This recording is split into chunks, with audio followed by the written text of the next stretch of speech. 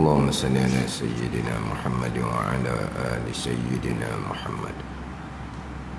أعوذ بالله من الشيطان الرجيم. بسم الله الرحمن الرحيم. الحمد لله رب العالمين، والصلاة والسلام على سيد المرسلين وعلى آله وصحبه أجمعين. رب اشرح لي صدري ويسر لي أمري واحلل عقدة من لساني يفقه قولي. سبحانك لا علم لنا إلا ما علمتنا إنك أنت العليم الحكيم. ولا حول ولا قوة إلا بالله العلي العظيم. Kitab Pati Paridah, muka surat 30, baris yang ketiga daripada bawah. Qala al-muallifu rahimahullahu ta'ala wa nafa'ana bi'ulumihi amin. Dan mustahil lawannya, yakni lawan bagi sifat kalam Allah yang qadimah. Lawannya lawan bagi sifat kalam Allah yang qadimah, yang sedia kala yang ada di zat Allah Subhanahu wa ta'ala. Jadi lawan kepada sifat kalam ni iaitu bisu. Bisu tu lawan kepada sifat kalam. Atau berhuruf bersuara dan umpamanya. Berhuruf bersuara itu mustahil lawan kepada sifat kalam Allah yang qadimah. Berhuruf bersuara ni, huruf suara adalah makhluk Allah Subhanahu wa ta'ala. Yang kita bicara ni adalah sifat kalam Allah yang sedia kala. Adapun huruf suara itu adalah kalam lafzi yang dijadikan oleh Allah Subhanahu wa ta'ala, yang bersifat dengan kudrah. Jadi huruf suara ni makhluk Allah baharu. Kita bicara sifat kalam yang qadimah. Jadi kalau huruf bersuara tu mustahil, bukan sifat kalam Allah Subhanahu wa ta'ala. Tapi yang kita nak bicara di sini mustahilnya bisu lah. Bisu tu lawan kepada sifat kalam Allah Subhanahu wa ta'ala. Dan mustahil lawannya lawan bagi sifat kalam, iaitu bisu. Bisu kita maklumlah sifat kekurangan. Maha suci Allah daripada sebarang sifat kekurangan yang tidak terhingga banyaknya. Jadi sifat bisu ni sifat kekurangan, mustahil atas Allah Subhanahu wa ta'ala.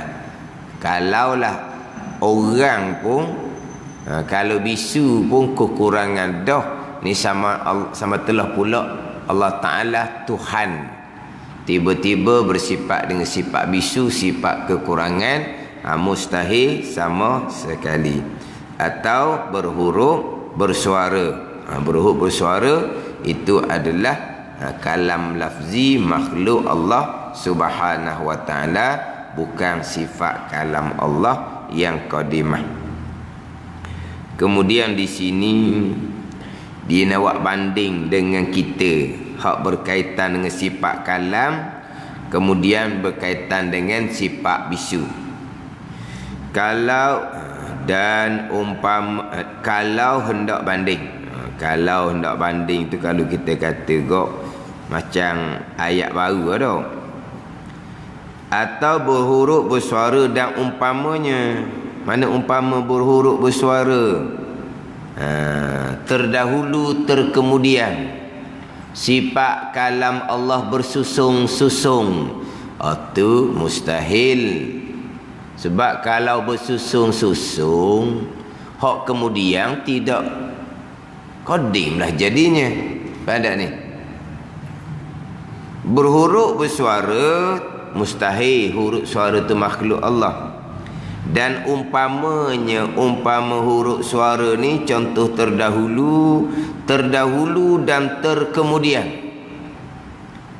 Jadi kalau sifat kalam Allah ni ada hak terdahulu, ada hak terkemudian, jadi maknanya yang pertama sifat kalam Allah jadi berbilang sebab ada hak terdahulu, ada hak terkemudian. Kemudian hak terkemudian tu jadi barulah hak terdahulu je koding tu mustahil lah. Sebab sifat kalam Allah satu, yang kita panggil keesaan pada sifat. Tiap-tiap satu sifat Allah satu, kudrahnya satu, iradahnya satu, sifat kalamnya satu. Kalau sifat kalam Allah satu, tak ada lah terdahulu terkemudian. Hak terdahulu terkemudian ni bukan sifat kalam. Huruf dan suara yang Allah Ta'ala jadikan, hak tu adalah dahulu, adalah kemudian. Ada dahulu, ada kemudian. Mana macam ayat Al-Quran hak kita dok baca tu, ada ayat yang pertama, ada ayat yang kedua, ada ayat yang ketiga. Ada surah yang pertama, ada surah yang kedua, ada surah yang ketiga. Ada juz yang pertama, ada juz yang kedua, yang ketiga. Tu bukan sifat kalam begitu. Jadi sifat kalam ni mustahil terdahulu, mustahil terkemudian. Sebab sifat kalam Allah satu dan sifat kalam Allah qadim, sedia kala. Kemudian nak banding sifat kalam Allah, nak kita nampaknya banding dengan sifat kalam kita. Kalau hendak banding supaya mudah faham, nak beza antara sifat kalam dengan hak perkataan yang kita duk dengar tu, kalam lafzi hak kita duk dengar ni. Hak kita dengar ni hak kita dengar di speaker ni. Kalam lafzi ni. Nak bezanya kok mana? Nak bagi mudah faham. Kalau hendak banding supaya mudah faham, iaitu ada bagi kita sifat perkata, sifat kalam. Mana sifat perkata di kita ni? Iaitu molek anak lidahnya. Ya gitu. Molek anak lidah. Anak lidah itulah sifat kalam. Lidah tu tu zat. Lidah tu zat. Anak lidah. Ada anak.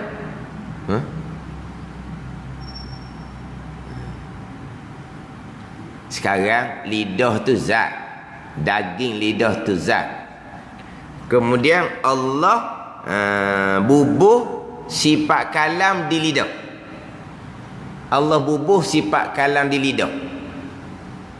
Maka lidah pun berkata-kata, keluar perkataan. Sifat kalam Allah Ta'ala tak bubuh di anggota badan yang lain. Tetapi di padang mahsyar Allah Ta'ala letak sifat kalam di tangan kaki. Sifat kalam di tangan kaki.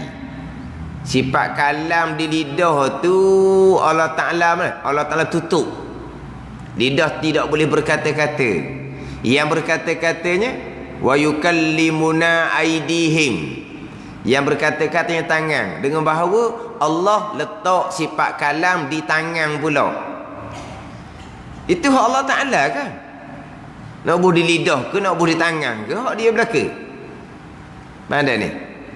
Jadi sekarang ni Allah letak sifat kalam di lidah. Lidah tu zat. Daging lidah tu zat. Sifat kalam yang Tuhan terletak di lidah ni, dia kata anak lidah. Ni ayat ni ayat ni payahlah dengar dia orang ada anak lidah. Dah nak buat kata apa? Nak buat apa dia tu? Sekarang orang bisu daging lidah pun ada. Orang bisu bukan kata tak ada daging lidah, hanya ada gigi dengan langit je, tak ada. Dia ada lidah. Daging lidah ada. Bezanya Tuhan tidak letak sifat kalam di daging lidah tu. Sifat kalam yang Tuhan letak di daging lidah tu nak panggil apa? Dipanggil sini anak lidah. Ni bahasa kita. Anak lidah. Sama juga Allah Ta'ala letak sifat pelihat di biji mata. Allah Ta'ala letak sifat pendengar di genggendang telinga. Allah Ta'ala letak sifat pecium diri bau di hidung kita. Kan gitu? Allah Ta'ala letak belakang tu. Kadang-kadang biji matanya comel, tapi tak nampak sikit habuk pun. Sebab apa? Sebab tak ada sifat pelihat di mata. Biji mata comel. Ada ni. Nak maknanya kalau hanya ada lidah, hanya ada biji mata, hanya ada telinga, hanya ada hidung, tapi sifat tu Tuhan tak letak. Di mana kau sifat tu berada?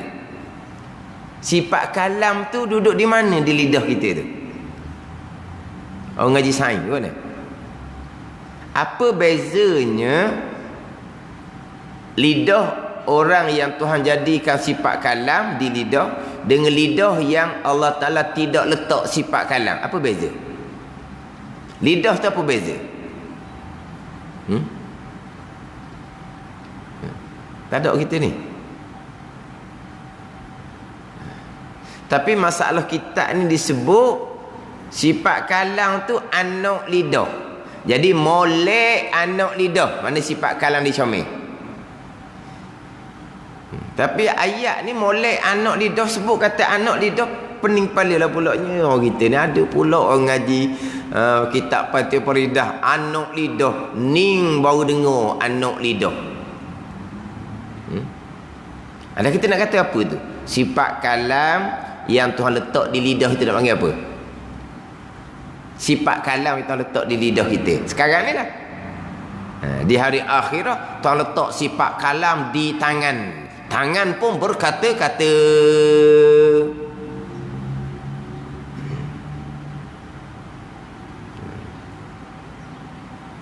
Tuhan letak sifat pelihat, Tuhan letak sifat pendengar. Di hari akhirat sifat pelihat di biji mata ni Allah Ta'ala gandakan kekuatan sifat pelihat di biji mata tu sekira 10,000. Terang nampak jauh mana tak tahulah. Allah Ta'ala letak sifat pendengar di telinga gandanya 10,000. Kalaulah sifat pendengar atas dunia ni Tuhan bubuh kita 10,000 kali, orang jahat tengah bisik pun kita dengar berkali tau. Mana kamu? Atas dunia ni Tuhan kitanya sifat pendengar Tuhan gandakan 10,000. Tak boleh tidur kita. Lah bising lah. Kalau Tuhan letak sifat pendengar di telinga kita ni, bisikan hati pun kita dengar. Sebab apa? Sebab sifat pendengar yang Tuhan letak di dalam syurga 10,000 kali ganda tu, semua perkara dalam syurga kita boleh dengar walaupun perkara tu tak ada bunyi sekalipun. Itu semua sifat yang Tuhan letak di kita. Sekarang ni sifat yang Tuhan letak di lidah, sifat perkata. Tapi dia kata molek anak lidah. Kalau rosak, maknanya sifat kalam ni rosak ni, nescaya bisu. Tu ialah beza dia. Kemudian sifat kalam yang Tuhan letak di anak lidah kita ni, di lidah kita ni, sama juga. Tidak berhuruf, tidak bersuara. Tidak ada kalam lafzi, bunyi itu tidak ada. Sifat kalam yang Tuhan letak di lidah kita pun tidak terdahulu, tidak terkemudian. Sebab satu je sifat kalam yang Tuhan letak di lidah kita. Yang berhuruf bersuara ni, apabila kita ada sifat kalam, kita pun berkata-kata. Kita pun menggerakkan bibir mulut kita untuk berkata-kata. Maka keluarlah perkataan. Perkataan tu dia panggil kalam lafzi. Perkataan ni kita dengar ni. Di udara ni perkataan. Jadi perkataan yang kita dengar ni, ni berhuruf bersuara. Perkataan yang kita dengar ni dia panggil kalam lafzi. Perkataan kita dengar ni ada terdahulu, ada terkemudian. Ada ni. Jadi perkataan ni banyaklah. Sifat kalam yang Tuhan letak di lidah kita satu. Tapi perkataan yang keluar daripada sifat kalam yang Tuhan letak di lidah kita ni, perkataan ni banyak. Sifat kalam yang Tuhan letak di lidah kita satu. Apabila sifat kalam lidah kita bukan rosak, tak ada daripada awal. Lahir-lahir tak ada sifat kalam. Maka bersifatlah dengan sifat bisu. Cuma kalaulah budak ni dilahirkan dalam keadaan ketiadaan sifat kalam, tak tahu kitanya. Siapa umur sepatutnya boleh berkata-kata, dia tidak boleh berkata-kata. Mula-mula mungkin kita kata budak ni berat mulut. Berat mulut orang panggil kan. Dia lambat boleh cakap. Tapi kalau siapa mau 3, 4, 5 tahun pun masih lagi tak boleh berkata-kata, nyatalah di kitanya budak ni tak ada sifat kalam di lidah, bisu. Nyata di kita kemudian. Tapi bisu dia daripada awal lahir lagi dah. Tapi tak nyatalah sebab masa tu tak tahu lagi. Sebab budak tak boleh nak cakap lagi. Maka nyata kemudian dianya bisu. Tapi bisu budak ni bila? Umur 3, 4, 5 tahun? Tidak. Bisu daripada lahir lagi dah. Dan budak yang dilahirkan ada sifat kalam tapi tidak boleh berkata-kata. Sebab tak pandai nak guna. Jadi budak yang umur setahun 2 ni, yang tak pandai berkata-kata, adakah kita namakan budak ni bisu? Tidak. Kita tak kata budak ni bisu.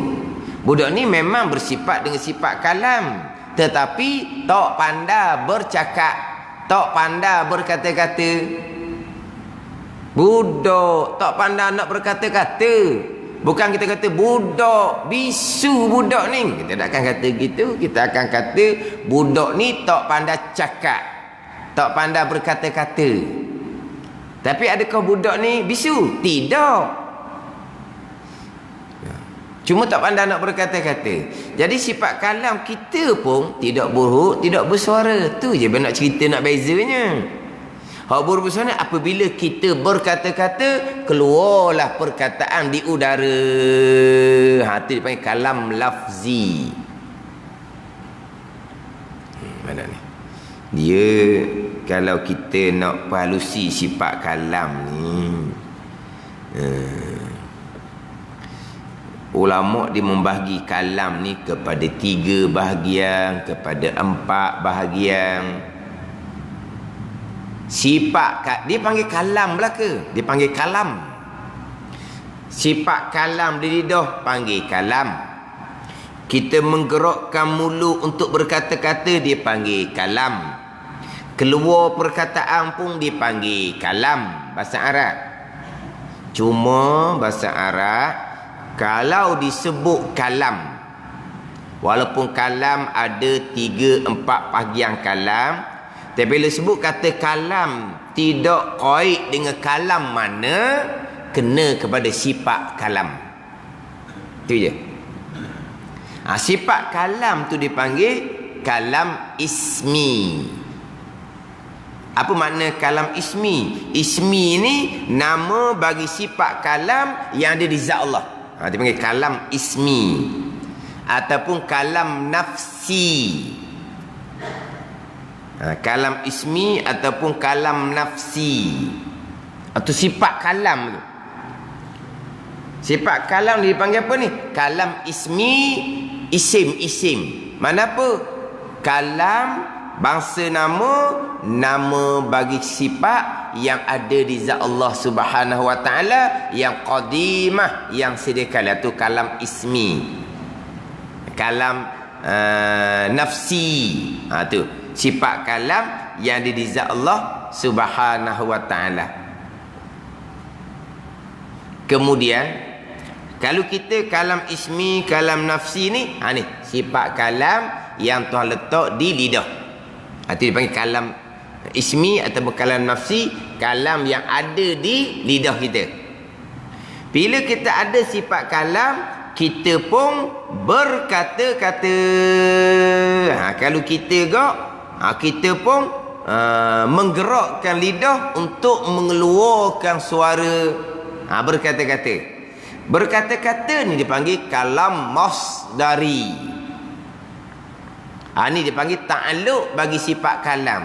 Fungsi bagi sifat kalam adalah kalam masdari. Mana apa? Kita menggerakkan bibir mulut untuk mengeluarkan suara. Itu dipanggil kalam masdari. Bila kita menggerakkan, dia nak bagi mudah faham, kita misal kalam kita. Bila kita menggerakkan bibir mulut untuk mengeluarkan suara, keluarlah suara. Suara tu kalam lafzi. Lafaz-lafaz yang Tuhan jadikan di udara, yang kita boleh takak lafaz tu. Rakam suara, tu. Suara tu benda yang ada. Suara tu kalam lafzi. Lafaz tu hak tu ada, boleh takak, boleh rakam hak tu. Dia panggil kalam lafzi, hak bunyi di udara tu.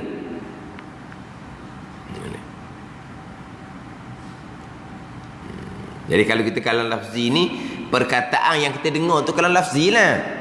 Sebab terkadang kita ada sifat kalam, kita pun menggerakkan mulut kita untuk mengeluarkan suara. Tiba-tiba serok suara tak keluar. Mana apa ni? Kalam lafzinya tidak keluar. Sebab apa? Sebab kita serok. Sifat kalam masih lagi ada, bukan bisu. Kita pun menggerakkan bibir mulut untuk mengeluarkan suara, tapi tidak keluar suara.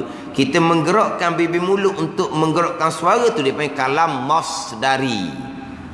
Tapi kalam lafzi, perkataan tak keluar, tu tak ada kalam lafzi orang panggil. Satu lagi dipanggil kalam nafsani. Ni hak dalam hati kita, hadis nafsi, hak kita bercadang nak bercakap. Dia panggil kalam juga. Macam ginilah, kita ditugaskan untuk bagi ceramah sikit. Contohnya orang tugaskan kita supaya cakap sikit lah, wakil kepada pihak masjid contohnya. Ni dalam ni cadang dah, apa benda yang kita nak cakap ni, dia panggil kalam nafsani. Ni hak dalam hati kita ni, hak cadang nak cakap, panggil kalam juga. Kan kita kan, apabila tak ada sebarang persediaan, siapa-siapa awak tu nak cakap, Allah saya nak cakap apa, tak ada cadang apa-apa pun. Kalau beritahu awak cadang lah, mana ni? Mana kalau beritahu secara mengejut, boleh tak kita nak bercakap? Tak boleh. Sebab apa? Tak ada cadangan. Dalam ni tak ada. Nafsani tu tak ada. Hati main kalam nafsani. Kalau kita hak ada dalam hati. Mana ni? Maknanya sebelum sampai masa kita berkata-kata, ni dalam hati kita ada dah perkataan yang kita cadang nak cakap. Hati panggil kalam nafsani. Contoh kalam nafsani laginya, maknanya apabila kita berkahwin, cadangan kita nak cakap apa dengan isteri kita, awak cadangan nak cakap, itu kalam nafsani ya? Kita ada anak. Siapa masa anak kita besar, kita cadang dah ni. Nak beritahu begini. Nanti dia panggil kalam nafsani. Siapa masa, kita pun katalah, ayah ni cadang lama dah nak cakap benda ni, tapi mu budak lagi. Sekarang ni mu besar dah. Ni nak cakap ni. Hak cadang lama dah, siap lama dah dalam hati ni. Hak siap lama tu dia panggil kalam nafsani, dia panggil. Kalau kita tengok hadis nafsi lah, hak dalam hati, hak cakap dalam hati. Mana apa? Kita cadang dah. Budak ni budak lagi lah, baru lahir. Tapi kita cadang dah, bila umur dia besar nanti, kita akan cakap seumpama ni ke dia. Siapa besar, kita pun katalah, lama dah duduk cadang ni, nak suruh ngaji agama. Contohnya. Bila dia besar dah, nak suruh ngaji agama. Hak kita kata nak suruh ngaji agama ni, cadang lama dah ni. Ada ni. Masa belum lahir anak cadang dah. Bila anak besar nanti, cadangnya nak beritahu anak, nak minta supaya dia ngaji agama. Sebab kena tu juga ngaji agama ni, tak boleh nak paksa-paksa, tak jadi kerja. Sebab belajar agama ni payah. Belajar tu dah payah. Kemudian ujian dia besar. Sebab dengan nafsu tak berapa nak kena molek belajar agama ni. Sekat situ, sekat sini. Belajar pula macam pondok lah. Kalau macam pondok tak ada gapa-gapa. Kalau nafsu tak apa nak jadi Sekarang je pondok ni ada mainan tu, ada mainan ni. Dulu tak ada mainannya. Bukan tu budak main sangat, tapi nak main mana? Nak main bola kena ada kawasan. Pondok mana ada kawasan. Rapak pondok. Nak main ikut mana? Mana kalau ikut kepada nafsu kot, nafsu budak-budak pula tak ada jadi kena beritahu. Besar ayah cadang nak suruh kamu ni ngaji agama biar jadi orang beriman yang soleh, selamat dunia dan akhirat. Bab rezeki tak sedut bimbang lah. Tuhan jamin dah rezeki pada orang yang bertakwa. Rezeki yang tidak disangka-sangka. Tu tepek dinding dah tu. Wa man yattaqillaha yaj'al lahu makhraja tu. Ayat 1200 tepek dah dinding tu. Mulai-lahir nampak dah tulis dinding tu tepek dah dinding tu. Wa man yattaqillaha. Janji bertakwa je. Kita percaya kepada, tak percaya kepada janji Allah. Orang yang beriman pastilah percaya pada janji Allah, tapi percayanya lemah. Tak kata tak percaya kepada janji Allah, tak percaya pada janji Al-Quran, tak ada lah. Orang beriman tak mungkin tak percaya tapi kekuatan percaya tu tak kuat. Jangan kita kata mung ni tak ada iman, tak percaya pada janji Tuhan. Jangan. Yang budak-budak hukum gitu. Duk pondok nak makan apa? Ni orang tak percaya pada janji Allah ni, kafir ni walaupun pergi Mekah belah-belah kali. Jangan duk gitu. Dia tak percaya. Mana mungkin orang beriman tak percaya pada Al-Quran, kepada janji Allah Subhanahu Wa Taala. Lepas tu cakap gitu tu. Nak makan ke apa? Iman dia lemah. Abu kata jangan buka kafir. Kafir walau pergi Mekah belah-belah kali. Mudahnya lah. Nak ubuh orang kafir. Tepek dia ni wa man yattaqillaha. Jadi bab rezeki kamu jangan bimbang. Janji, belajar, beriman, beramal, insya-Allah rezeki Tuhan jamin. Yang tidak disangka-sangka. Min haitsu la yahtasib. Wa man yattaqillaha yaj'al lahu makhraja wa yarzuqhu min haitsu la yahtasib. Rasa tak ayat terima dah. Ke tepek dini saja je wa man yattaqillah. Dah tahu ke makna. Jadi maknanya cadang ni nak suruh belajar agama. Kita cakap tu tapi yang kita cakap ni daripada belum lahir lagi ni. Ni cadang dah ni. Cadang tu panggil kalam nafsani. Hadis nafsi lah kalau kita ada ni. Jadi kalau balik kepada kalam Allah, sifat kalam yang ada di zat Allah Ta'ala tu kalam ismi. Ta'alluqnya berkata, dengan bahawa Allah Ta'ala menjadikan suara di udara. Tu pergi kepada ta'alluq qudrah tanjizi hadis. Itu tak ada khilaf antara ahli sunnah dengan Mu'tazilah. Kemudian keluarlah perkataan. Perkataan yang ada di udara ni panggil kalam lafzi. Kalam ni lah pandangan Imam Maturidi hak Nabi SAW dengar pada malam Mi'raj, dan Nabi Musa AS bercakap dengan Allah. Kalam ni lah yang Tuhan jadikan suara di udara. Hak tu dia panggil kalam lafzi.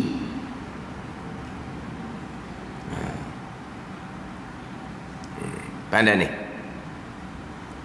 Jadi Allah berkata-kata itu kalam masdari. Kena pada takluk sifat kalam, Allah menjadikan suara di udara. Dan ada suara di udara dipanggil kalam lafzi. Hak Nabi kita kan, Nabi kita bercakap dengan Allah pada malam Mi'raj kan.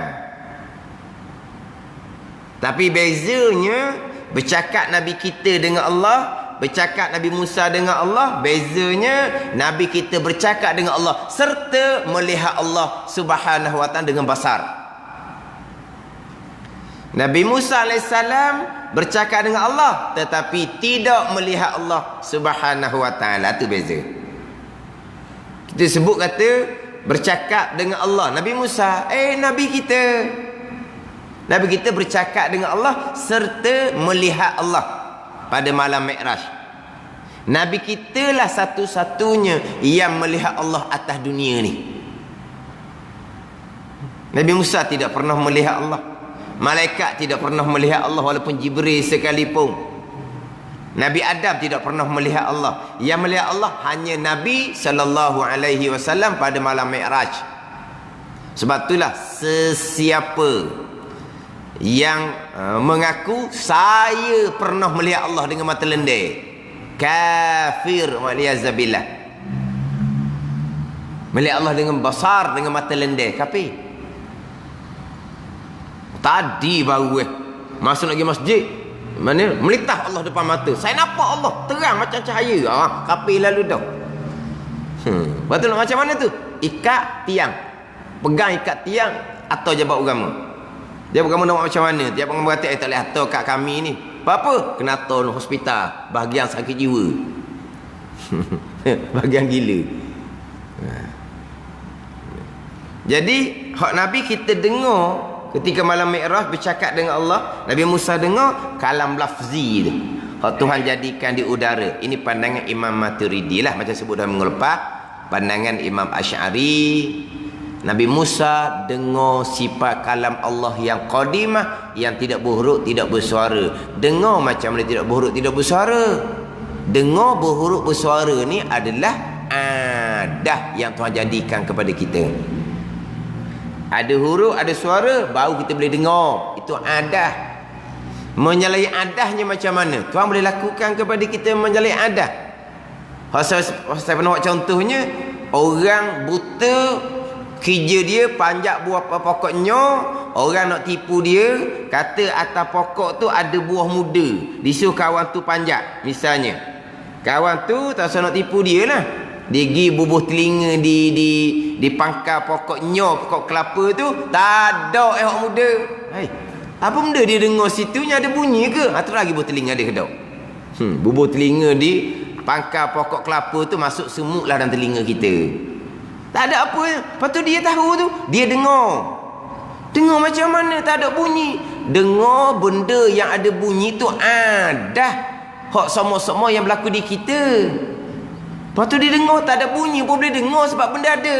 Tapi menyalahi adah dia panggil. Luar biasa. Dengar benda yang ada bunyi tu biasa-biasa. Dengar benda yang tak ada bunyi luar biasa, dia panggil menyalahi adah. Kan kita sebutkan menyalahi adah.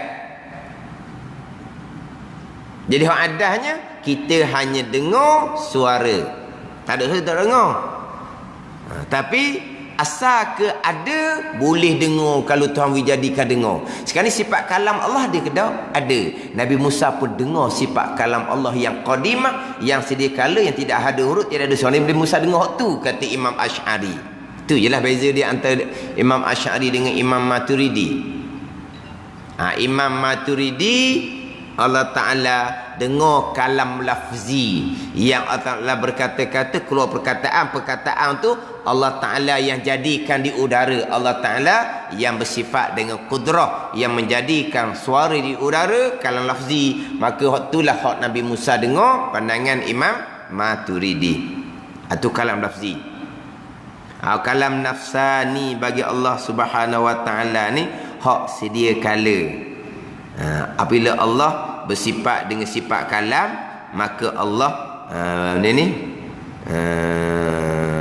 dipanggil Allah ni cadang untuk berkata-kata. Allah ni mahu berkata-kata. Allah ni mensediakan perkataan. Ni hak kalam nafsani bagi Allah Subhanahu Wa Ta'ala. Macam sebut kita tadi lah, kalau kalam nafsani kita sedia untuk berkata, kita cadang untuk berkata sampai masa hak kata program yang kita ditugaskan untuk berceramah sikit itu, kita pun berkata-kata. Hak ni bercadang barunya. Kalau kita kalam nafsani kena pada hadis nafsi hak dalam hati kita ni. Hak Allah Ta'ala ni hak ada di sifat kalam Allah Subhanahu Wa Ta'ala. Bila Allah bersifat kalam, maka Allah bersedia bercadang untuk berkata. Itu kalam nafsani. Tapi yang kita bicara sekarang adalah sifat kalam yang qadimah, yang dizat Allah Subhanahu Wa Ta'ala, yang dipanggil kalam ismi ataupun kalam nafsi. Tetapi bila sebut kata kalam tanpa sebut kalam apa, pergi kepada kalam yang ada di zat Allah yang qadimah, yang sedia kala. Jadi sifat kalam itulah tidak berhuruf, tidak bersuara, tidak terdahulu, tidak terkemudian. Awak bandingkan macam kita. Sifat kalam kita pun sama juga, tidak berhuruf, tidak bersuara, tidak terdahulu, tidak terkemudian. Kita pun menggerakkan bibir mulut dengan kalam masdari, keluarlah perkataan. Hak perkataan kita dengar tu panggil kalam lafzi. Hak tu kita dengarnya, hak tu hak kita ambil rakam tu. Hak tu sebab kalam lafzi yang Tuhan jadikan suara di udara yang kuat dengan speaker tu, hak tu benda yang ada, yang kita boleh rakam, yang kita boleh ambil. Yang kita kena takak suara tu. Tangkap suara. Tangkap gambar, takak ni takak suara. Rakam suara. Sebab apa suara bunyi itu kita boleh ambil? Sebab itu benda yang ada, yang telah jadikan di udara. Jadi buat bandingan dengan sifat kalam yang Tuhan letak di kita, cuma sifat perkata ni molek anak lidah tu kita kiralah macam mana pun. Itu bahasa kita nak letak macam mana. Sifat kalam yang Tuhan letak di lidah kita. Sifat pelihat yang Tuhan letak di biji mata kita. Sifat pendengar yang Tuhan letak di gegendang telinga. Sifat pecium bau deria yang Tuhan letak di hidung kita. Apa beza orang yang masih lagi ada deria bau dengan orang yang sudah tidak ada deria bau? Apa beza hidung dia? Hidung orang yang tidak ada deria bau ni ropong ke? Kan ada kan orang ni dia hilang deria bau. Lepas dia kena angin, dia okey semula, okey koda-koda, tapi tak sama macam hak sedia kala lah. Dia kata lepas segar molek itu, deria bau dia tidak ada. Mana wangi ke busuk ke tak ada di dia. Wangi ke busuk tak ada di dia. Apa beza hidung dia pada masa ada deria bau yang Tuhan letak di hidung dengan hilang deria bau di hidung dia? Apa beza hidung dia? Hidung tu zat. Deria ni sifat yang Tuhan letak situ. Apa beza? Ke lubang hidung dia ropong gitu. Hak lubang hidung ropong ni orang budak isap gang. Budak isap gang orang kata tak tengok. Dia kata budak isap gam, dia kata gam ni lebih bahaya daripada dadah. Dia kata dia isap gam budak ni, ropong hidung dia kata. Ropong mana? Tak biasa dengar tak? Dia isap gam tu dibuka, dia tak tahulah pasal mana. Siapa ke giang sangat, tak ada gam, lembu pergi berak, dia gidu bau tak lembu. Lembu pun hairan. Lembu pun hairan. Kata apa pula orang ni pergi cium tahi aku ni. Saya gila dah gila. Tapi orang kata kok lubang hidung dia ropong. So apa? Tu kekuatan gam tu. Jadi orang yang hilang deria bau ni ropong hidung. Nak tanya apa beza hidung dalam keadaan ada sifat pecium deria bau dengan selepas tu hilang sifat pecium, hilang deria bau. Apa beza zat hidung dia? Apa beza? Telinga orang comel dengan telinga orang berat. Ada berat telinga.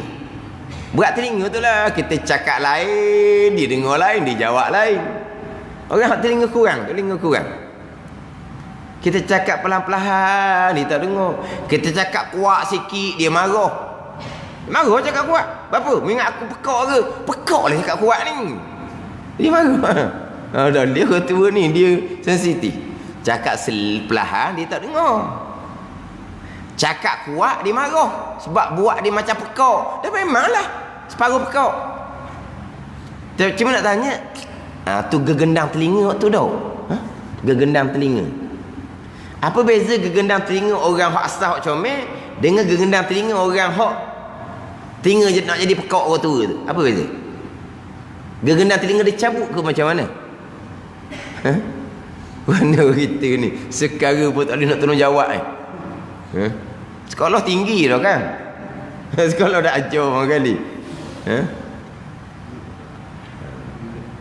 Dan kita nak beza sifat Allah letak tu. Ni sifat Allah letak di telinga ni. Sifat samuk, sifat pendengar Allah letak di telinga ni. Sifat pelihat di mata, sifat perkata di lidah, sifat pecium di hidung. Tadi apa beza lidah yang ada sifat perkata, sifat kalam, dengan lidah yang tidak ada sifat perkata, bisu dianya? Apa beza lidah dia? Cuma saya pernah dengar dia kata kalau orang bisu lidah dia pendek. Wallahu alam lah, betul? Orang bisu lidah dia pendek. Tak tahu kau? Oh, tak tahu belaka kita ni. Sini kita nak beza antara sifat kalam hak ada di kita. Bila tak ada sifat kalam, bisulah kitanya. Itu je lah. Sifat kalam di lidah kita tidak berhuruf, tidak bersuara, bukan perkataan lafzi hak bunyi di udara, bukan. Dan juga tidak terdahulu dan terkemudian. Sebab sifat kalam yang terletak di lidah kita satu, tapi baharulah. Sifat kalam yang baharu. Hak ni kita sandarlah asbab Tuhan jadikan sifat kalam di lidah, maka berkata-kata keluarlah bunyi. Tuhan jadikan sifat pelihat di mata, maka kita dapat melihat benda. Tuhan letak sifat pendengar di telinga, maka kita boleh dengar bunyi-bunyian. Tuhan letak sifat deria bau di hidung, kita boleh bau wangi ataupun busuk. Ini sandar kepada sifat yang Tuhan letak di tubuh kita. Tapi hakikinya keluar suara perbuatan Allah, bukan datang di sifat kalam. Sifat kalam yang Tuhan letak di lidah kita, makhluk tak boleh bekas. Kita boleh melihat, Allah yang jadikan, bukan sifat pelihat yang Tuhan letak di biji mata. Sebab sifat pelihat yang terletak di biji mata namanya makhluk. Biji mata makhluk, sifat pelihat di biji mata makhluk tak boleh bekas. Yang kita boleh melihat ni perbuatan Allah. Yang kita boleh dengar ni suara perbuatan Allah. Yang kita boleh bau wangi terbusuk perbuatan Allah. Tu pegangan kita tetap ada situ. Sebut kata makhluk tak bekas sama sekali. keesaan pada perbuatan yang berlaku semua perbuatan Allah. Apa yang berlaku? Keluar suara, Allah buat. Apa yang berlaku? Nampak terang, Allah yang buat. Apa yang berlaku? Dengar tu, Allah yang buat.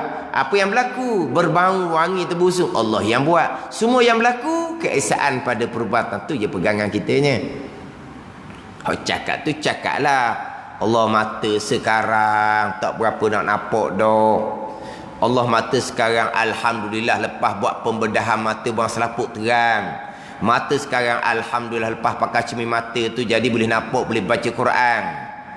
Tu sandar pada makhluk belaka, sandar asbab. Pegangan hak Tuhan belaka. Ada ni. Telinga tu kurang dengar sikitlah bubuh alat dia tu. Alat dia tu boleh dengar lebih sikitlah, molek sikit dengar. Tu cuma apa? Cakap asbab belaka. Pegangan tetap dah yang berlaku kesemuanya perbuatan Allah Subhanahu wa taala. Kita cakap asbab satu hal. Kita lupa akan perbuatan Allah. Kita lupa. Kita bercakap. Kita lupa suara keluar Allah buat. Kita dengar orang bercakap-cakap. Kita lupa dengar tu bukan telinga buat, Allah buat. Ni kita duduk terang nampak bukan biji mata yang buat, bukan cahaya lampu yang buat, Allah yang buat. Kita lupa tak ada salah, kita orang awam. Dah lah. Tapi akidah tetap dah. Sekalian yang berlaku perbuatan Allah. Bukanlah suruh kita renung cerah nampak ni Allah, nampak ni Allah. Dah. Jangan memaksa seumpama tu. Putus orang tak ada obat. Tak ada putus orang. Putus je orang, tunggu kata eret tank. Jangan duk main kata perkara ni, jangan duk paksa-paksa. Putus orang, tunggu kata eret tank. Kena tank. Eret tank. Tank macam kecil tu, ikat-ikat di tali, buh di belakang, berlari bunyi enjin. Gagang-gagang enjin belakang. Tu eret tank lah tu. Pada eret tank ni. Jadi apa? Isim, gila, tak ada obat. Putus orang, dia memaksa. Allah ni nampak ni Allah. Kalau hilang Allah ni syirik ni. Guru dia ajar gitu. Pun orang dah. Ni kadang-kadang duduk belajar agama tiba-tiba jadi mereng. Mereng apa kata? Mereng. Dia mereng ni bahasa buku tau. Tak ada dah. Teranung je cakap mereng tau. Mereng dah budak tu. Mereng mana? Isim. Kena putus orang. Beni. Orang ni. Jadi mereng. Dan ngaji agama macam jadi mereng, salah guru. Dan ni Allah ni.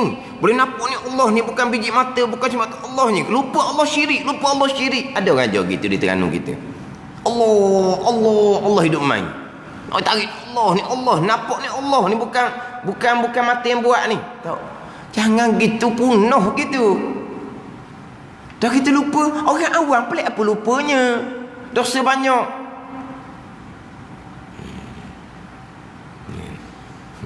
Ditarik-tarik pun berapa saat je boleh ingatnya. Tu pun buat-buat je. Lepas tu lupa balik. Tarik Allah menung sama nampak. Stres dia. Apa stres? Apa dia gitu? Allah lupa. Dah apa kalau lupa? Syirik tu saya mengajar. Kafir kalau lupa. Allah. Karuk sangat-sangat tu. Salah sangat-sangat. Bukan sikit-sikit. Kita memang bercakap asbab dan ingatan kita pun kepada asbab. Lupa akan perbuatan Allah Subhanahu wa taala. Tak ada salah kita orang awam. Pegangan ni tetap dah. Yang berlaku kesemuanya adalah perbuatan Allah Subhanahu wa taala. Mana sifat kalam yang Tuhan letak di lidah kita adalah makhluk tak bekas sama sekali. Keluar perkataan kalam lafzi di udara punya di speaker ni perbuatan Allah Subhanahu wa taala. Kemudian kita ramai-ramai pula boleh takak suara, boleh ambil suara yang kuat tu, telinga dah perbuatan Allah Subhanahu wa taala, bukan gerendang telinga yang bekas yang menjadikan kita boleh mendengar. Kesemuanya perbuatan Allah Subhanahu wa taala. Tu pegangan kita. Jadi buat bandingan kalau kita sifat kalam ada di lidah kita. Bila sifat kalam tu rosak, maka bisulah. Tu bandingan. Jadi sifat kalam kita pun tidak berhuruf, tidak bersuara. Maka pada Tuhan sifat berkata jugalah sifat kalam tu. Kalam ismi, kalam nafsi tu. Tetapi Tuhan mukhalafatuhu dengan kita. Tuhan mukhalafatuhu dengan kita. Sayuh ayat. Jelas sekarang ni di kita ada sifat kalam yang Tuhan letak di lidah. Sifat kalam yang baharu. Di Tuhan ada sifat kalam juga. Sifat kalam yang qadimah, yang sedia kala. Tapi tak samalah dengan sifat kalam kita. Tetapi Tuhan mukhalafatuhu dengan kita. Mukhalafatuhu bahasa Arab, dengan kita bahasa Melayu. Pelik apanya orang sekarang cakap putih separuh, cakap Melayu separuh. Samalah juga orang sekarang kan. Cakap putih saja. So je sepatah. Patut Melayu orang lain tu Melayu belaka. Main duk so apa benda pula so orang kita kan. Cakap Melayu tapi ada putih sepatah dua tengah. Ni samalah ni. Tetapi Tuhan mukhalafatuhu dengan kita. Apa mukhalafatuhu dengan kita tu? Bersalahan Tuhan dengan kita. Sifat kalam kita tu baru yang Tuhan letak di lidah. Sifat kalam Allah qadimah sedia kala yang ada di zat Allah Subhanahu wa taala. Mukhalafatuhu lah dengan kitanya. Ni bahasa kitab jadi dah. Jangan, bahasa kitab ni sedap bunyi lagu dia tu. Ayat dia tu sedap bunyi. Tetapi Tuhan mukhalafatuhu, mana bersalahan Tuhan dengan kita. Mana? Iaitu kalam Tuhan. Pada Tuhan iaitu kata bersalahan ni. Sifat kalam Allah dengan sifat kalam kita tak sama. Tak sama macam mana? Pada Tuhan sifat di zatnya. Sifat kalam Allah yang sedia kala yang ada di zat Allah Subhanahu wa taala. Dan pada kita sifat kalam di kita ni arak menumpang jirim. Sifat kalam di zat Allah ni sifat kalam yang qadimah. Sifat kalam di kita ni arak menumpang jirim. Apa benda pula istilah? Apa dia arak? Arak ni sifat kalam yang Tuhan bubuh di lidah kita. Jiring lidah lah jiringnya.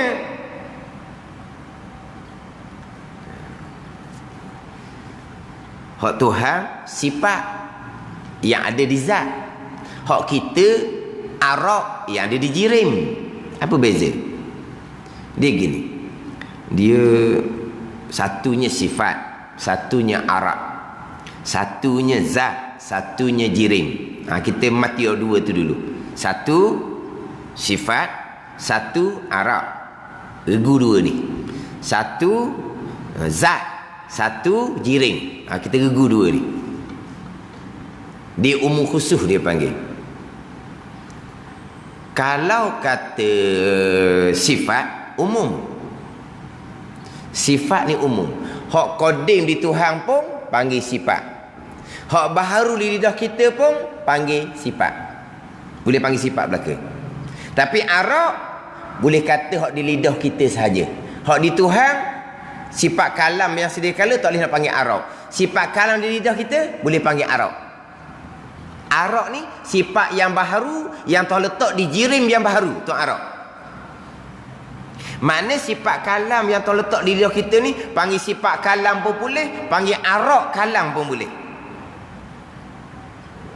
Jadi sifat ni umum. Hak Tuhan boleh panggil sifat, hak kita boleh panggil sifat. Arak hanya boleh letak kepada sifat yang baharu yang ada di zat yang baharu. Macam kita ni. Kita ada sifat kudrah, tenaga. Tenaga diri kita ni nak panggil sifat kudrah pun boleh, nak panggil arak pun boleh. Hak di kita ni. Adapun sifat kudrah yang ada di zat Allah hanya boleh panggil sifat, saya tak boleh panggil arak. Maknanya sifat ni boleh letak pada sifat yang qadim, sifat juga boleh letak pada arak yang baru, sifat yang baru boleh. Adapun arak hanya khas tertentu kepada sifat yang baharu sahaja. Tu arak. Nanti je beza dia. Jadi hak ada di lidah kita ni arak. Dan boleh panggil sifat. Ni, sifat kalam lidah kita ni panggil sifat pun boleh, panggil arak pun boleh. Zat dengan jirim. Zat ni, zat Tuhan boleh panggil zat. Lidah kita ni boleh panggil zat. Ni tubuh kita boleh panggil zat. Lidah kita boleh panggil zat. Lidah kita ni panggil zat pun boleh, panggil jirim pun boleh. Dan ni. Jirim ni benda yang tokoh, benda baru. Zat ni hak qadimah pun boleh panggil zat, zat Allah. Hak baharu pun boleh panggil zat. Zat makhluk. Kita panggil zat lidah, kita boleh panggil. Tapi kalau kata zat lidah, nak panggil zat boleh. Nak panggil jirim lidah pun boleh. Tapi zat Allah tak boleh panggil jirim. Boleh beza dah tu. Satunya sifat dengan arak, satunya zat dengan jirim. Sifat kalam di Tuhan boleh panggil sifat. Sifat kalam yang terletak di lidah boleh panggil sifat. Hak sedia kala pun boleh panggil sifat. Hak baharu lidah pun boleh panggil sifat. Tapi hak di lidah ni nak panggil arak pun boleh. Sifat yang baharu yang ada di jirim yang baharu iaitu lidah. Kemudian Allah Ta'ala boleh panggil zat. Lidah kita boleh panggil zat. Dan lidah kita pula boleh panggil jirim ketek. Jirim ni zat yang baharu lah jirim ni. Tapi kalau zat tu boleh panggil jirim, tak boleh. Sebab jirim hanya kepada benda yang baharu. Arak hanya kena kepada sifat yang baharu yang ada di jirim yang baharu. Itu arak. Sifat hak qadimah boleh panggil sifat, hak baharu pun boleh panggil sifat. Zat hak Tuhan pun boleh panggil zat, hak baharu pun boleh panggil zat. Tapi arak, jirim, arak adalah sifat yang baharu yang berada di jirim yang baharu. Jadi hak pada kita arak menumpang jirim ni, arak ni sifat yang Tuhan letak di lidah. Menumpang di jirim ni lidah lah. Zat lidah ni dipanggil jirim. Jadi lidah kita ni nak panggil zat boleh, nak panggil jirim pun boleh. Sifat kalam yang ada di lidah kita nak panggil sifat kalam pun boleh, nak panggil arak pun boleh. Jadi sini dia kata, dan pada kita sifat kalam di kita ni arak ni satu sifat yang Tuhan letak di lidah, menumpang jirim tak nak lidah, itulah jirimnya. Itu beza. Hak kalam Tuhan, kalam yang qadimah yang sedia kala yang ada di zat Allah Subhanahu wa taala. Kalam kita sifat yang baharu yang Tuhan letak di jirim lidah kita. Itu beza. Satu laginya, sifat kalam kita tidak boleh mengeluarkan suara. Sifat kalam kita tetap makhluk. Makhluk bekas keluar suara tetap datang daripada perbuatan Allah yang bersifat dengan qudrah. Mana sifat kalam kita arak yang menumpang jirim lidah ni bukan hanya baharu tetapi tidak memberi bekas. Makhluk bekas sama sekali. Dan ta'aluk kalam menunjuknya akan yang wajib dan yang mustahil dan yang harus seperti ilmu juga. Lagi pada ta'aluk kalam. Wallahu a'lam.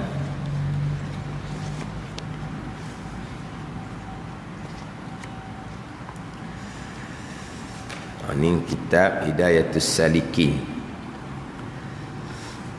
muka surat 9, baris yang ke-7 daripada atas.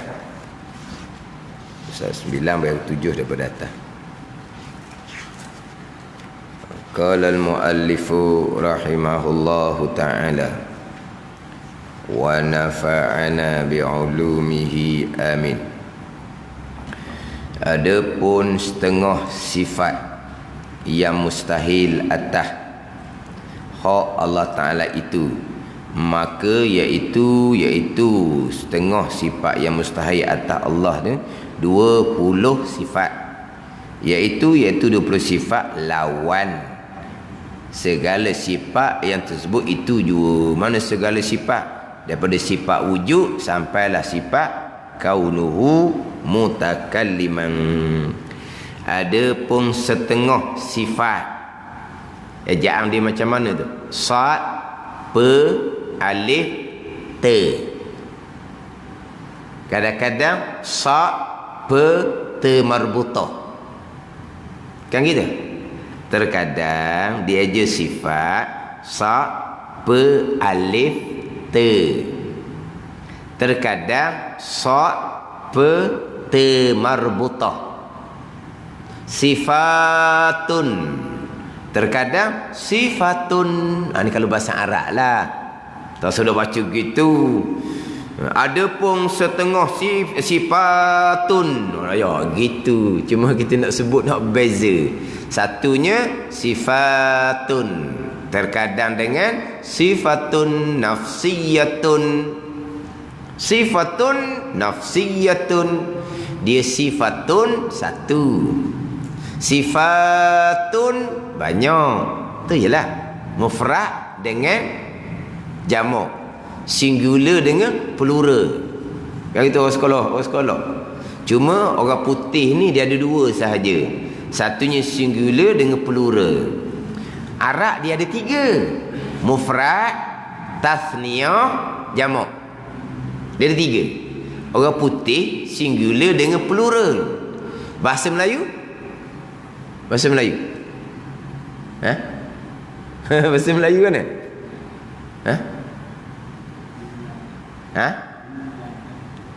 Iyalah. Kan kalau bahasa orang putih singular lain, plural lain sebutan. Melayu? Melayu tak ada dah. Tak ada. Satu perkara, dua perkara, tiga perkara, banyak perkara, gitu je kali dah. Mana? Dah dia pakai sebut 1, 2, 3 dah, gitu je. Dah dia sekarang ni benda tu 1, benda tu 2, benda tu 3. Nama benda sama je. Cuma satu, sebuah, sebutir, 2 butir, 3 butir. Hak butir tu sama je sebutan butirnya. Sebutir pun butir juga, 2 butir pun butir juga, 3 butir pun butir juga. Faham tak ni? Dia beza je 1, 2, 3, 4 tu je beza dia. Perkataan tu sama je. Sebuah kereta, 2 buah kereta, 3 buah kereta. Sama je tu. Cuma bezanya sebuah, 2, 3. Dia Arab ni lain. Mufrad lain. Tasniyah lain. Jamak lain. Mufradnya mana? Sifatun. Tasniyah 2, sifatani. 3, sifatun. Jamak taksir dia panggil. Jadi perkataan tu berubah. 1, 2, 3. Ada ni? Ini contoh-contoh. Rasulun, seorang. Rasulani, 2 orang. Tasniyah. Rusulun, tu jamak. 3 ke atas lah. Tu jamak. Kitabun, 1. Kitabani, 2 kitab. Kutubun, 3 kitab ke atas. Tu jamak. Dia makna bahasa Arab ni mufrad, tasniyah, jamak. Cuma orang putih singular dengan plural. Plural ni 2 ke atas sekaligus lalu dah. Bahasa Arab dah dia ada 3. Tapi bahasa Arab ni disebutan tu lain. Sifatun 1. Kalau tasniyah 2, sifatani. Kalau 3, sifatun. Itu 3. Kan ni? Dah kalau kita tengok ni lah kitab Jawi ni, apa pula ni? Setengah sifat. Kita nak baca payah. Sebab lepas tu ada alih kan? Setengah sifat yang mustahil. Sebab apa disebut sifat? Sebab sifat mustahil tidak terhingga banyaknya. Jamuklah sifat mustahil ni, tidak terhingga bilangan sifat mustahil. Sebab tu sebut dengan sifat. Macam contoh ginilah. Contoh kalau kita tengok dalam kitab kan, sifatun nafsiyatun, sebab satu je wujud. Sifatun salbiyatun, sebab apa disebut sifatun? Sebab salbiyah ada 5, qidam sampai wahdaniyah.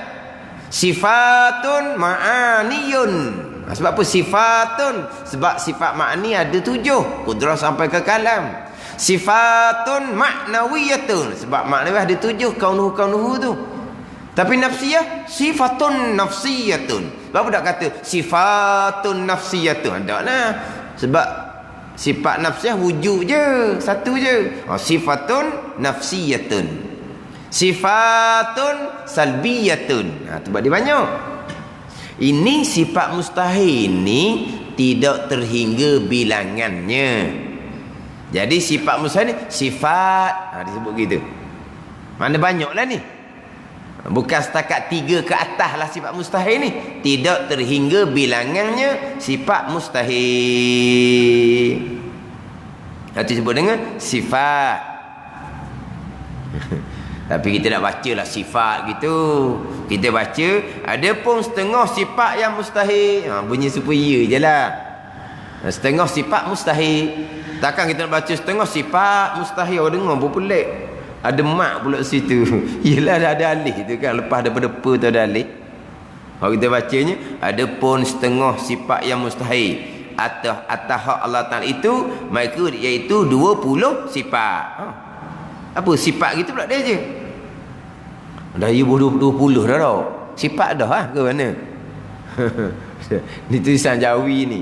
Dia tulisan Jawi. Memanglah dia mengikut kaedah bahasa Arab juga. Sebab tu kadang-kadang ejaan rasul ra sing waw lam, kadang-kadang ra sing lam, ra sing waw lam tu mufrad, rasulun seorang. Ada tak Jawi tulis ra sing lam, itu bukan ra bagi atas, ra bagi depan, rusul. Dah rusul apa pula tu? Rusul jamak dengan makna beberapa rasul. Gitulah rusul. Kadang-kadang ditulis kitab, kadang ditulis kutub. Kalau kitab kaf ta alif ba, kitab tu mufrad, satu buah. Kadang-kadang segala kutub. Kutub pula dah lepas. Dia kaf ta ba je, tu kutub, tu jamak. Tapi kitab Jawi ni, kitab Jawi pun dia ikut pesen kitab Arab lah. Dia disusah kadang-kadang kitanya. Jadi sekarang ni sifat mustahil bagi Allah tidak terhingga bilangannya. Hak ni setengah. Kan tak ni? Macam dahulu setengah daripada sifat yang wajib bagi Allah 20. Setengah, sebahagian. Sifat yang wajib bagi Allah, sifat kesempurnaan bagi Allah, yang wajib itu tidak terhingga bilangannya. Itu kita pegang secara ijmal, secara borong, secara ringkas. Allah Ta'ala bersifat dengan sifat kesempurnaan, sifat kamalat yang tidak terhingga banyaknya. Maha suci Allah daripada sebarang sifat kekurangan yang tidak terhingga banyaknya. Apakah dalil Allah bersifat dengan sifat kesempurnaan yang tidak terhingga banyaknya? Apakah dalil Maha suci Allah daripada sifat kekurangan yang tidak terhingga banyaknya? Dalilnya ada langit, ada bumi. Pegang kena ada dalil. Pegang kena ada dalil. Apakah dalil Allah bersifat dengan sifat kamalat, sifat kesempurnaan tidak terhingga? Ada langit, ada bumi. Kalau Allah tidak bersifat dengan sifat kamalat, Allah Ta'ala pastilah bersifat dengan kekurangan. Kalau Allah bersifat dengan sifat kekurangan, macam mana Allah nak buat langit bumi? Kalau Allah tipu kurang dah. Itu dalilnya. Ada langit, ada bumi. Allah bersifat dengan sifat kamalat. Maha suci Allah daripada sebarang sifat kekurangan. Banyak mana sifat kekurangan? Sifat kekurangan lawan kepada sifat kesempurnaan yang wajib bagi Allah. Sifat kesempurnaan yang wajib bagi Allah ada berapa? Tidak terhingga bilangan. Lawan kepada sifat kesempurnaan yang tidak terhingga bilangan, sifat kekurangan tidak terhingga jugalah bilangannya, sebab lawan kepada sifat kamalat, sifat kesempurnaan yang tidak terhingga bilangan. Jadi mustahil ni lawan kepada sifat kesempurnaan, yakni sifat kekurangan. Kalau sifat kesempurnaan yang wajib bagi Allah tidak terhingga bilangan, lawan dia sifat kekurangan pun samalah, tidak terhingga bilangan sifat kekurangan yang mustahil atas Allah Subhanahu wa taala. Itu kita pegang secara ijmal. Cara tafsir ni lah setengah daripada sifat yang wajib 20, setengah daripada sifat hak mustahil 20 juga, lawan kepada 20 sifat hak wajib terdahulu wujud sampai ke kaunuhu mutakalliman. Itu je lah. Setengah ni sebahagian lah. Setengah ni sebahagian. Tapi dalam kitab ni sifat wajib sama, sifat mustahil sama. Dia hanya datangkan hak tafsil sahaja. Setengah sifat wajib 20, setengah sifat mustahil lawan daripada sifat wajib 20. Jadi hak mustahil pun 20. Mana 20 hak mustahil? Adam, hudus, fana, mumasalah, hak lawan kepada sifat wujud kidam bakak tu lah 20. Tapi kenapa kita hanya sebut setengah je? Hak ijma' tadi kenapa tak sebut?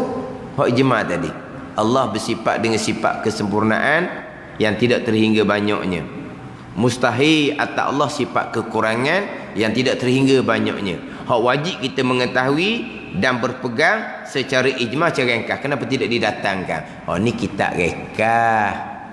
Kita rekah je lah. Kan ada ni? Kitab rekah, kita rekah je lah. Mana macam kitab rekah? Matan Umil Barahim. Setakat famimma yajibu, ni famimma yajibu isyruna sifatan. Boleh matan dia?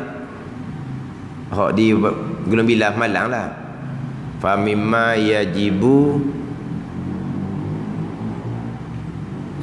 yajibu li maulana jalla wa azza isyruna sifatan. Tengok, setengah daripada sifat yang wajib bagi Allah 20 sifat setengah.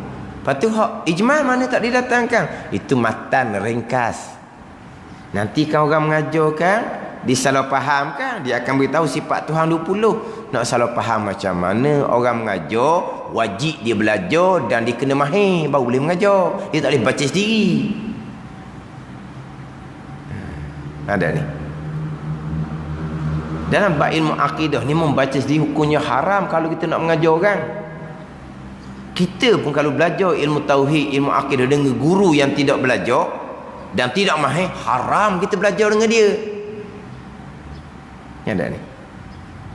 Hak saya sebut tadi tu kan, kena ingat Allah lah, Allah hinapa, Allah hinapa. Ini guru yang tidak berguru lah ni. Kalau kata akhirnya putus orang jadi isinya dia gila, sedang boleh lagi belajar dengan guru hak haram kamu pergi belajar. Dah kita dak tahu, dak kenal, kita ingat ke dia berguru? Kena tahu lah. Kita nak ambil ilmu ni kena tahu. Belajar ke, dak belajar ke, membaca sendiri ke. Jangan main sekarang ni. Kitab-kitab Jawi sekarang ni diminati. Kitab Jawi lama ni diminati dah. Bila diminati, kalau setakat ceramah tu kurang sambutan. Jadi masing-masing tukar peseng nak baca kitab lama, kitab turah juga, kitab Jawi lama. Jangan kalau ilmu tauhid jangan. Tapi dah oleh kerana pandai bercerita, bunyi sedap juga, hak tukang tadah pun tak reti apa pun sedang molek Sungguh orang sekarang ni. Masyhur kitab Minhajul Abidin. Baca kitab Minhajul Abidin. Dan masyhur kitab Minhajul Abidin. Ni saya biasa cerita ni. Siapa masa temu duga? Penemu duga tanyalah. Kamu ngajar kita apa? Kitab Minhajul Abidin. Dia.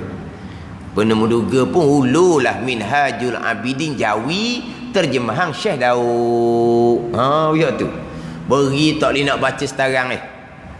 Faham tak boleh nak baca sekarang? Apa dia sekarang? Tak boleh nak baca sekarang. Kenapa? Tak boleh nak baca langsung. Tak boleh nak baca. Dia pun jadi pening. Kenapa pula? Minhajul Abidin mana pula ni? Kena dibaca Minhajul Abidin hak Umi. Dia tak tahu pun Minhajul Abidin hak Syekh Daud. Dah belajar masa apa? Tak belajar. Ni sekarang ni. Dia pun mengakulah. Temu duga berkali tak luluh berkali. Dia jangka dah gitu. Wallahualam luluh ke tak? Tapi dia cakap tak luluh orang kali. Tu senyap dah kata apa. Mujur benar kalau penemu duga tak boleh luluh. Tak belajar kita tu nak baca macam mana? Ambil hak Rumi gitu je. Mudah je ni. Jangan. Kita kena beraluh. Sama sekali ilmu tauhid. Tadilah kitab-kitab surah, kitab-kitab Jawi lama ni sudah diminati.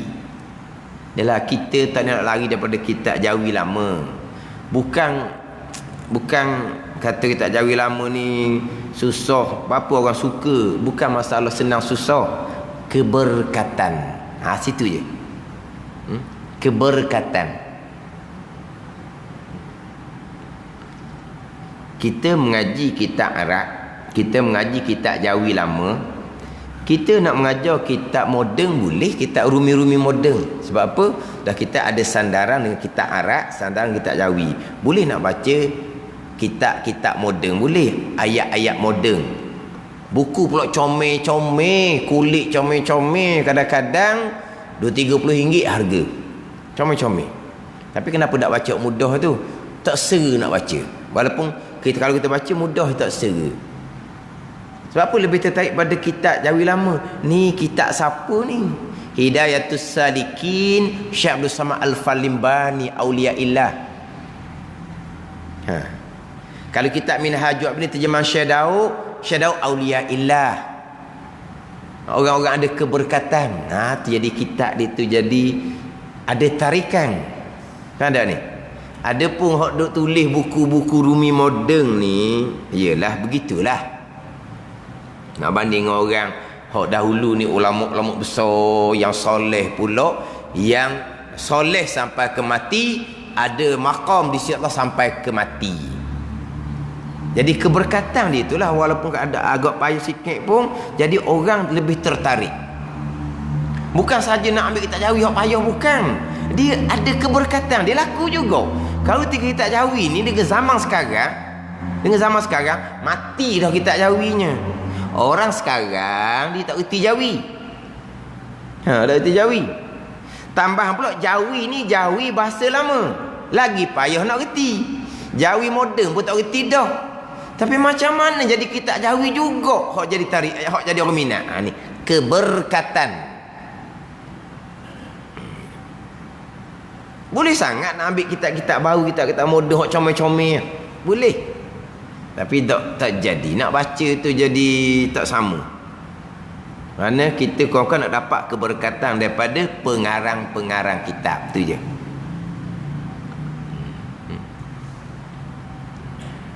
Cuma orang ambil kesempatan nak baca juga kitab Jawi lama. Boleh belajar dulu. Boleh, tak ada masalah. Belajar dulu satu kitab pun tak apa dah. Tapi dengan kemah, dengan kukuh lah satu-satu kitab tu boleh lah. Ni tak apa, baca je.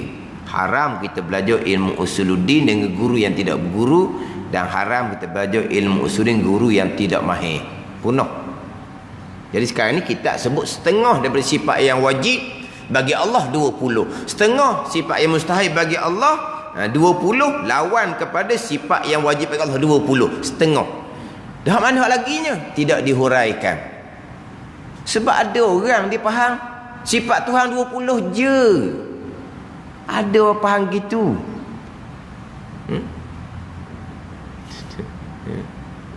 Mengajar sifat tu bukan tak mengajar. Tapi sifat 20 ni dia ajar kepada orang hak lama dah. Orang hak baru-baru nak ngaji tak ajar sifat 20. Orang baru kan nak mari ngaji sifat 20, nak ngaji sifat 20, nak ngaji kena Allah, mengaji dulu biar kena air. Air mutlak mana, air musta'mal mana. Ada ke nak sungat awal agama nak ngaji kena air. Kita awal duduk ma'rifatullah, awal agama mengenal Allah. Dia dak nak ngaji sifat 20 boleh, kena air dulu. Mana air mutlak, air musta'mal. Ada ke sahaja nak suruh reti bak air dulu. Tu mengajar sifat 20 dah tu. Mengajar sendiri tu orang panggil. Kalau hak betul-betul belajar sifat 20, memanglah sifat 20 lah nak kena belajar dulu, bukan belajar bak air. Air mutlak, air musta'mal tu berkhilaf ulamanya. Kita mazhab Syafi'i ada air mutlak, ada air musyammah, ada air musta'mal, ada air mutaghayyir.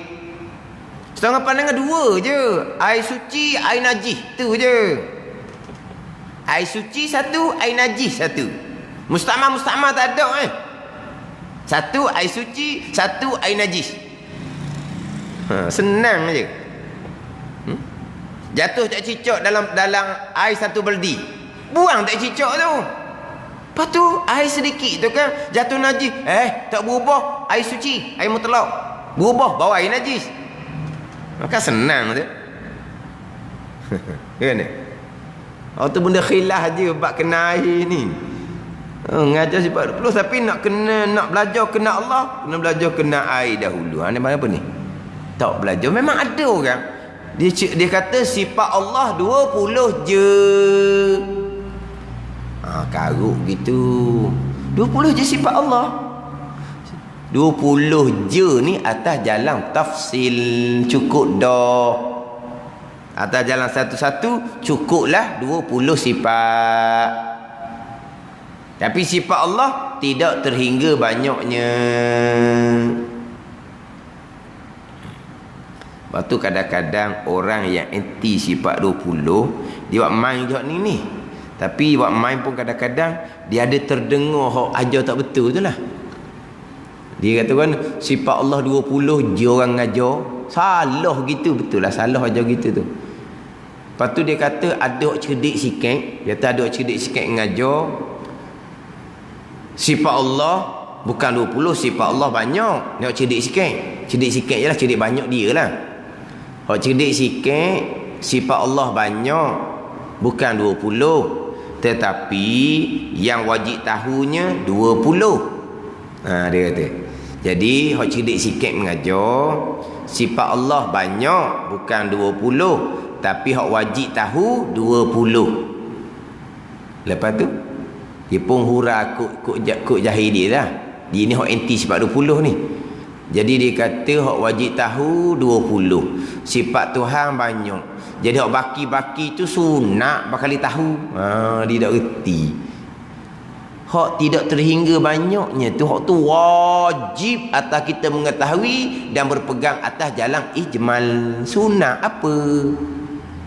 Wajib sebagai mengenal Allah Subhanahu wa ta'ala. Wajib usuluddin, wajib permulaan agama. Mengenal Allah dengan bahawa mengetahui dan berpegang Allah bersifat dengan sifat kamalat yang tidak terhingga banyaknya, sifat kesempurnaan yang tidak terhingga banyaknya, maksudnya Allah dan sifat kekurangan yang tidak terhingga banyaknya. Ini wajib permulaan agama ni, mengenal Allah.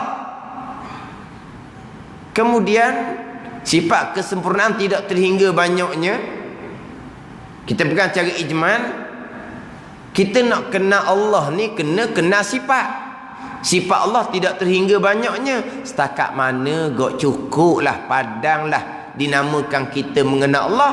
Cukup padanglah dengan sifat 20 atas jalan tafsil, atas jalan satu-satu. Cukuplah. Sebab sifat 20 ni merangkumi asma Allah 99. Itu ya. Dan kita nak kenal Allah, kenal sifat. Kita nak kenal orang, pergi tengok muka, pergi jumpa dengan tuan, kita kenal lah orang. Kita nak kenal Tuhan, kenal sifat. Dan sifat Tuhan tidak terhingga banyaknya. Nak kenal Tuhan permulaan agama, kenal sifat. Setakat mana kau? Memada kita kenal Allah permulaan agama setakat 20 sifat atas jalan tafsil, atas jalan satu-satu. Ada ni. Kemudian kita nak perhalusi pula asma' Tuhan 99 lagi comel. Kita nak perhalusi asma' Tuhan 99 pula. Kita asma' Tuhan Allah kalau tanya pun tak nak jawab dah apa makna. Asma' Tuhan Ar-Rahman Ar-Rahim apa makna? Pemurah penyayang. Apa makna pemurah penyayang? Asma' 99 ah. Tapi kalau nak pergi pula pada asma' Tuhan 99 lagi comel. Tapi sifat 20 ni merangkumi dah asma' 99 tu. Kita bawa jalanan sifat 20, jalanan 1000 tahun lebih dah. Terbukti jelas nyatanya dengan sifat 20 ni lah kita mengenal Allah Subhanahu wa taala. Kita tak mau pakai sifat 20. Kita nak direct pada asma Allah Subhanahu wa taala. Kita ajar asma Allah 99 dan kita cek balik. Orang yang kita ajar tu faham tak sebenarnya asma Tuhan 99?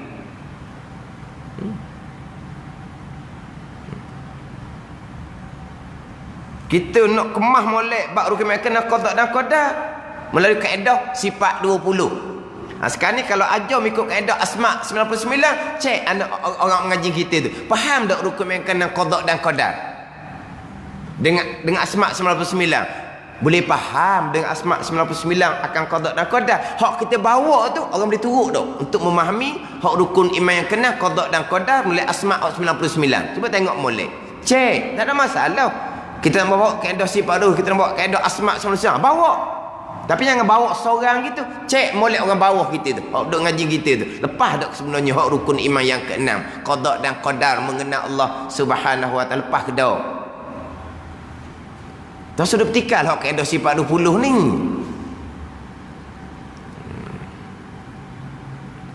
Hak salah fahaman itu bukan sifat 20, itu salah bawakan orang mengajar, salah pemahaman orang belajar, bukan salah kaedah sifat 20. Kita masyarakat hak bab akidah cokak-cemaking, kita bawa pula peseng gitu. Nak menambah baik akidah ke ataupun nak menjauhkan lagi orang daripada akidah? Tak ada masalah kita nak baca bawa kaedah mana sekalipun. Tapi cek molek orang ikut kita tu faham ke tak? Sebab saya bawa kaedah sifat 20 di mana-mana tempat-tempat yang hebat-hebat belah Kedah ni. Bukan tempat baru-baru. Tapi bila mengaji sifat 20 barulah. Oh begitu hak qada dan qadarnya. Zaman ni dah selama ni awak belajar apa? Belajar tauhid juga. Kaedah mana? Kaedah hak dia belajar tu lah. Mana terbuktilah kaedah sifat 20 lah kaedah yang paling sesuai untuk masyarakat kita. Kita pun nak tambahlah melalui kaedah asma' 99 pun bawa gila. Tapi jangan duk soal hak kaedah sifat 20 ni.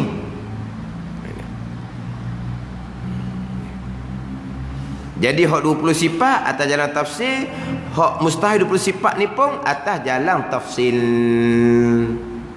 Hak 20 hak lawan pada sifat wajib ni akal tak boleh nak terima. Tuhan Adam tak ada, akal tak boleh nak terima.